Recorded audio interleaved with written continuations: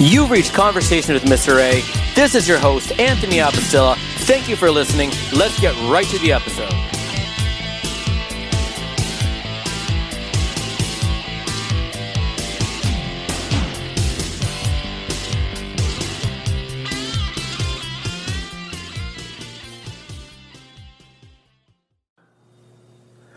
Welcome to Conversations with Mr. A. This is your host, Anthony Abastilla.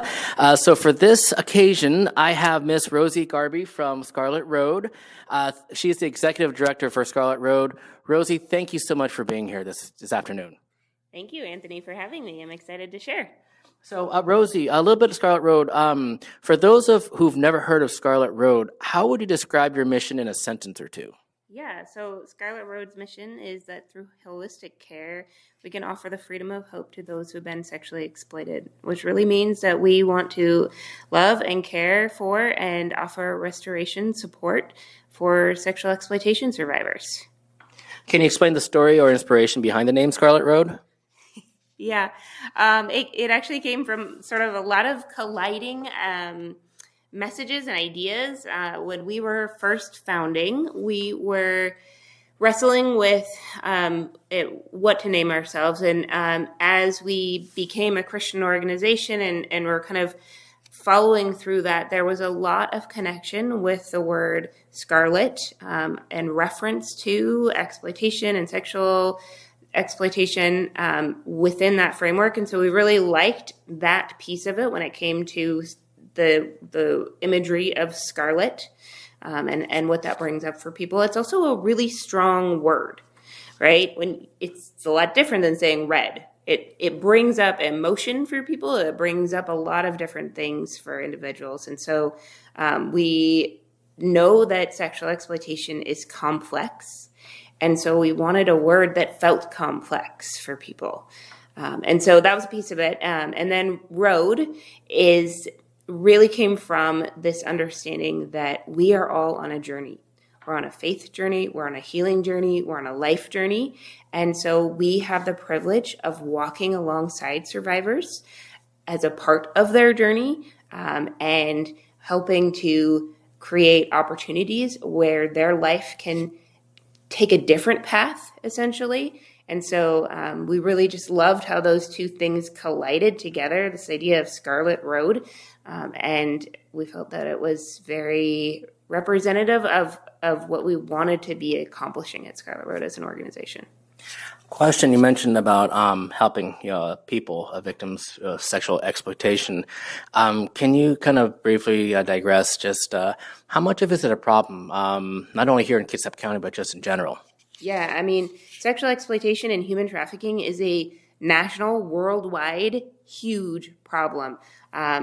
It's estimated that every year there's about 300,000 survivors of exploitation, and I would say that estimate is really low because we don't actually know most of the survivors who are in need of support.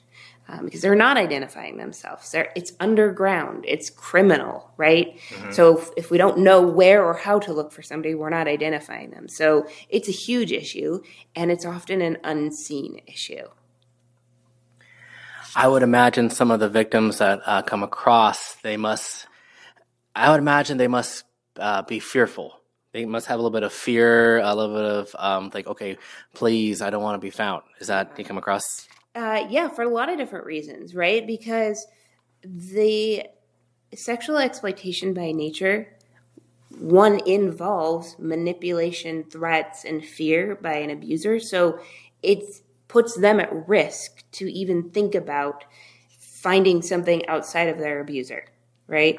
And then on top of that, you're talking often about this unknown of leaving, even though it's abuse and it's harmful and it's awful, leaving something that you know to going to an unknown can be terrifying, right? And so the battle of all that, and then on top of that, the social and societal stigmas that exist and the shame that comes along with survivors having to share pieces of their story when they ask for help or are looking for support. That's another huge barrier. So there's a lot of different barriers that survivors of exploitation experience. Those are just a couple. There's also huge amounts of barriers around just the physical resources and realities of what it means to basically leave everything that you know and everything that is supporting you and going into having nothing in most cases. Rosie, can you share a little bit about your background and what led you to become the executive director of Scarlet Road? Yes, so I'm actually one of the co-founders of Scarlet Road as well as the executive director now. And our story at Scarlet Road was that there were several of us co-founders, all with different backgrounds involved in supporting survivors, in working with nonprofits who had worked with survivors or in awareness activities in some kind. So my personal experience had been working with vulnerable populations worldwide. I was serving refugees in Lebanon. I was serving sexual exploitation and trafficking survivors in Thailand. And I came back to Kitsap County, which is my hometown area. And I connected with another gal, Jana Guainechea, and the two of us really felt compelled to let the community know about this issue. We were founded in 2008, and at that point in time, there was just such a lack of knowledge about this issue. And what we learned as we sort of sunk back into our community was that there were no resources available in Kitsap County for survivors of sexual exploitation. And that's kind of what tipped us over this edge when we weren't really originally planning to create an organization, to then saying, how can we do this better? How can we serve survivors better as a community? And how can we really create something that's going to be sustainable and honoring the survivor's journey into recovery and restoration? Could you share a story? Well, of course, you want to keep the privacy and confidentiality, but could you share a story of someone whose life has been changed through the Scarlet Road programs? Yeah, so when I've been asked this question a lot of times, and I always kind of wrestle with it, right? Because I think that, yes, I can share a story, but there's also this reality of what success looks like for the people that we serve. And sometimes it can feel really small and be incredibly life-changing for people. So some examples of that are, like, for example, we've worked with survivors who have been able to parent their children again for the first time, maybe ever, or in years. Or we've worked with survivors who have they've never been successfully housed. They've either been housed by an abuser or they've been homeless, living in their cars, living on the streets, right? So, for example, we worked with one survivor not too long ago. We helped her secure some permanent housing with her and her daughter. And this was the first time that she and her daughter had ever had safe and stable housing. So real life changes happening in people's lives often doesn't feel like, oh, they've gone through the whole process, right? And now they've graduated from our program. But we have stories like that too. One of the gals that I still keep in touch with who went through our program years ago, she reached out to us directly. And her situation was that she was being exploited through a strip club industry down in Portland. And she reached out to us because she was originally from Kitsap County. And she wanted help leaving the abusive environment that she was in and the abusers that she was connected with. But she also needed help figuring out how to make all of the pieces work after that. And so we were able to help her move back into the area, secure her with stable housing, work with her to get a job, help her with parenting her son, all of these pieces, right? Work through counseling, get her connected with a counselor, and really get on her feet, right? Become educated. She has gone on to start her own business in the Kitsap community area, an extremely successful business, and has a staff of like 25 people that are now working for her business. That's so awesome. So her life, not only her life, her son's life, and now all of her employees' lives look really different because she is pouring into her business, pouring into her employees, and really making active choices every single day that never would have existed, right, if she had stayed and trapped in where she was. That has to be rewarding. Yeah, it's really huge. rewarding. It's huge. Yeah. But I mean, I think every piece of what we do is rewarding, right? And so, like, we try not to get stuck on the huge wins, right? Because actually, what keeps us going every single day is seeing people make active choices in their recovery that really make a huge difference in their ability to thrive. And our understanding of success, this is another thing that's really important, that we battle, right? Like, our own understanding of success doesn't always look like what somebody wants for their own life. And so taking a look at that and being able to really say, like, what do you want? What does thriving mean for you?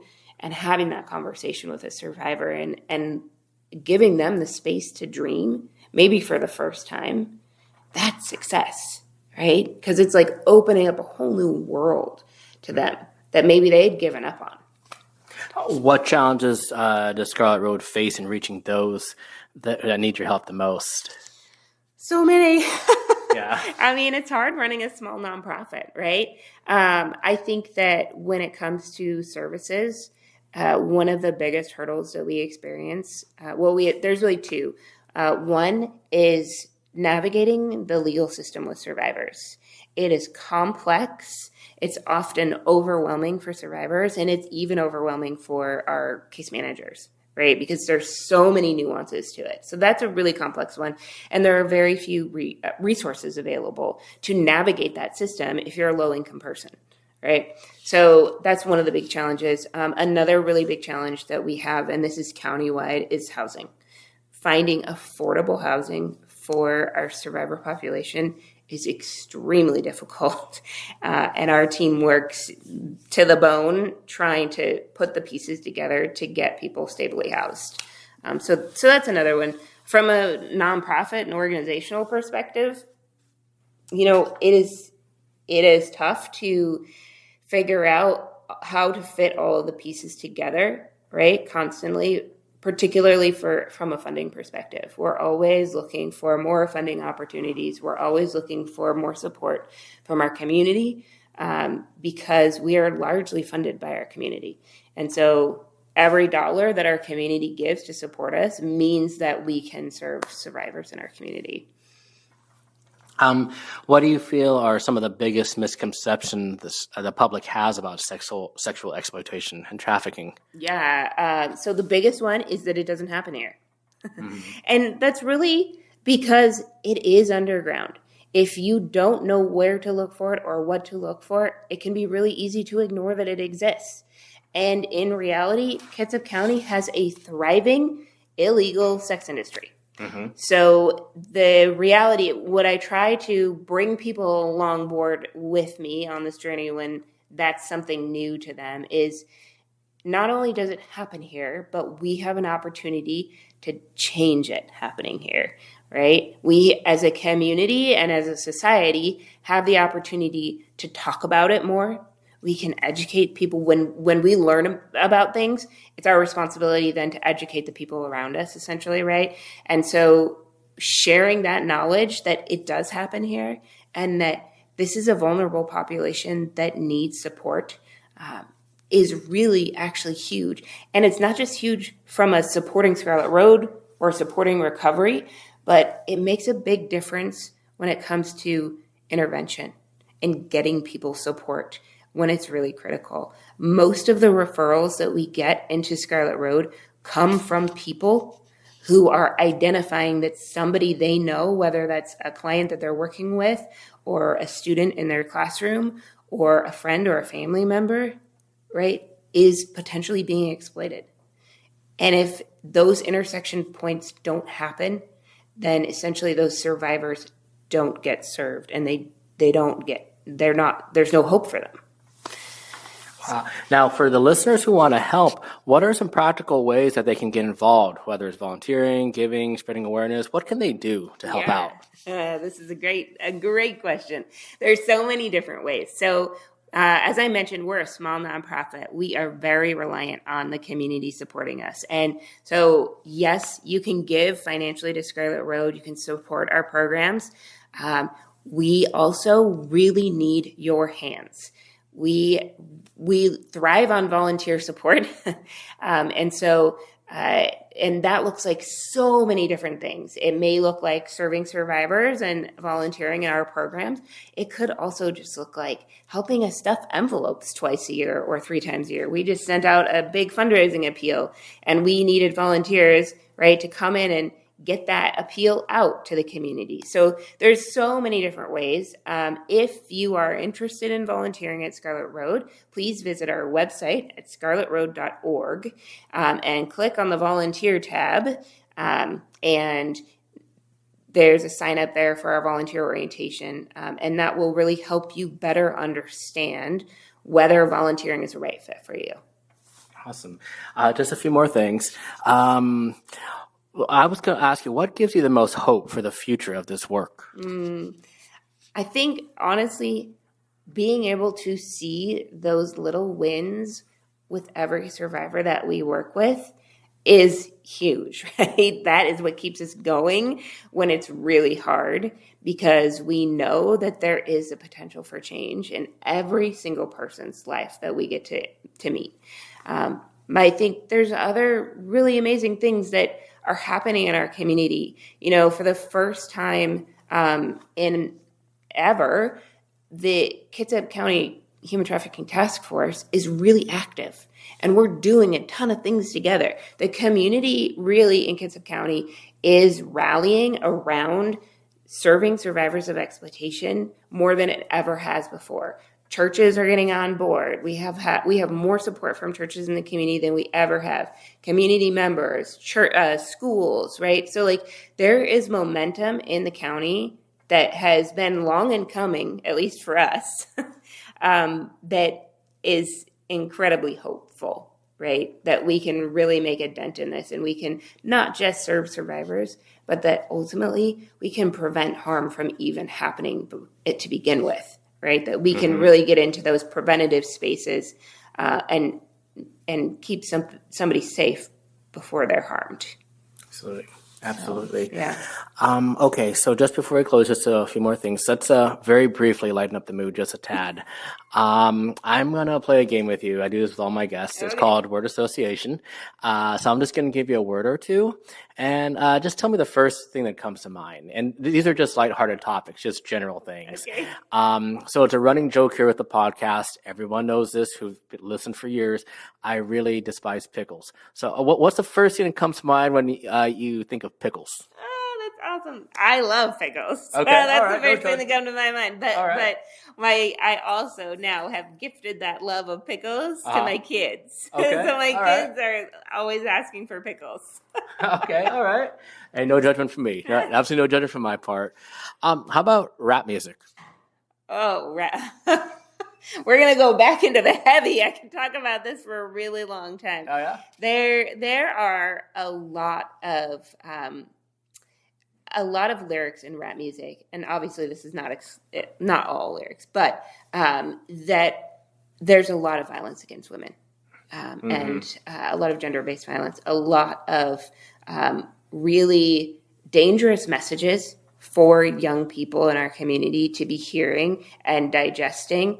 And so that all comes up for me when I hear the term rap music, just because of what I do and how it connects to exploitation. Sure. And the social norms around how we treat the female form and how we treat women in our society and those gender-based violences. So, Absolutely. yeah. Okay. How about country music? Country music. I don't have a lot of emotion when it comes to country music. I like it. I don't like it. I don't know. I just sort of live in the neutral zone for that. Okay. Yeah. No worries. Video games. Oh, we're going back to the heavy. So one of the biggest sites where we have disclosures of recruitment and exploitation solicitation is on Discord. Okay. So that a lot of that comes back into exploitation related elements for me. And I think that's actually something that people don't really realize. Exploitation can feel really removed from like our normal day to day. And in reality, because of how digital technology has evolved, and the interactive spaces where digitally that we're on, and gaming is one of those now, exploitation is actually thriving in those spaces. And so it's becoming really much more in your home than you've ever maybe imagining. That's scary. It is scary. That is yeah. scary. We could talk about that as a whole nother podcast episode. Yeah. Wow. I did not know that. Yeah. Soda. Coke. All right. Okay. Fast food. Oh, I don't like fast food. I'm not a fast food junkie. Yeah. Sports cars. Oh, I'm not a car person either. But like literally nothing. My mind goes blank. It's okay. Ice cream. Oh, ice cream. It has to be coffee. Okay. Okay. Coffee ice cream. All right. How about one more? How about romantic comedy movies? I'm not much of a movie buff. Yeah. It's okay. Any favorite movie? Oh, this is gonna put me into like a whole nerd category now. I really love the Lord of the Rings movies. No judgment at all. I'm sure there's a few people that like that movie as well. Yes, my kids actually. My daughter loves all three. So they're classics. Actually, The Hobbit is my favorite out of the whole saga. But yeah. So finally, in closing, is there a message that you'd like to share with anyone listening who might be feeling trapped or hopeless to close it off? Yeah, I think that knowing that you're not alone, knowing that there is a potential for reaching out for support, and that there's people that understand your journey, that there's people who understand what's going on in your life, and we want to be there to support you. Don't be afraid to make that first move. I know that it feels incredibly overwhelming, but there is a possibility of change. Okay. Thank you so much for your time, Rosie. It's greatly appreciated. Yeah, thank you, Anthony. And that concludes this edition of Conversations with Mr. A with Rosie Garb, who once again is the executive director with Scarlet Road. Just one thing I want to point out. It is a problem with sexual exploitation, human trafficking, not only in Kitsap County, but just also in this nation and the world. It is a major problem. It's a major concern. One thing, as Scarlett said, she said this in the very end, I really want to emphasize. If you're someone who is hopeless, kind of going through some really dark things with these issues, there is hope. I do want to point out the website. It's scarletroad.org, SCARLETROAD.org. That website is wonderful. Of course, the email, paving the way, PAVING THEWAY at scarletroad.org, especially if you're in the Kitsap County area. They're a wonderful resource to go through. Thank you so much, Rosie, for sharing your insight. There could be a possible second interview sometime in the future.